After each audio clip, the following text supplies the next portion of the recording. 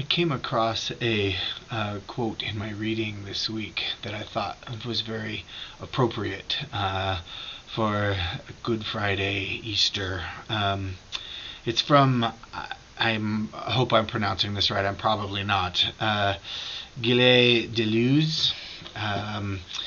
But he said this: God became the animal that was slain instead of the animal that does the slaying.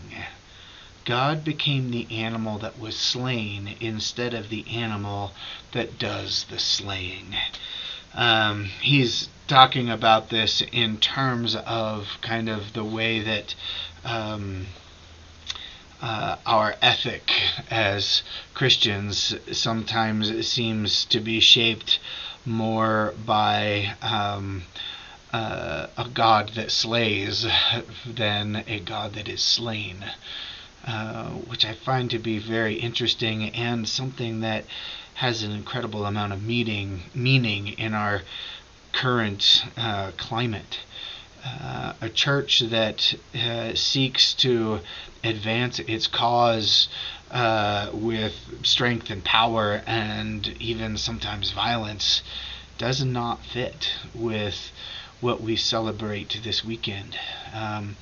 Tonight is Maundy Thursday, when we celebrate a God who wrapped a towel around his waist and washed the feet of his disciples. And tomorrow we celebrate a God that was crucified and laid in a tomb.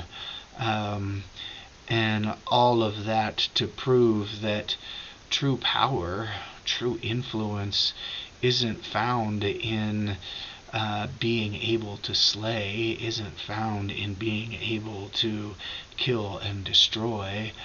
True power is found in the ability to prove that such things don't have the final word.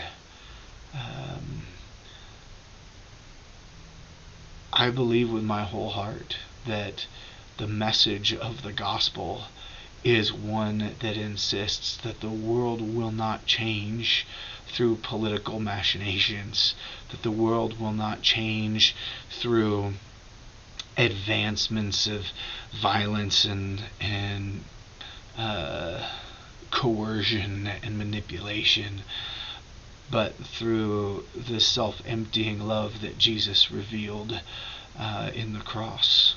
I think that's why the Apostle Paul tells us that our attitude should be the same as that of Christ Jesus, who emptied himself, became nothing, made himself nothing, became obedient, even willing to die on a cross at the behest of a God who loves that deeply. I am constantly challenged by this idea that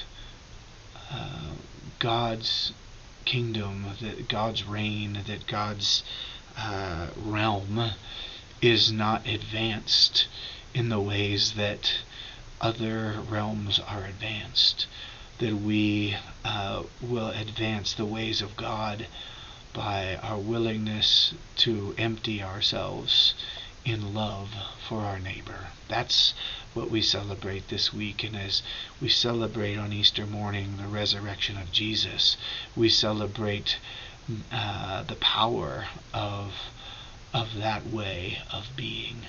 Come and celebrate with us, and let us remember together the God who was willing to be emptied in order that we might all know love.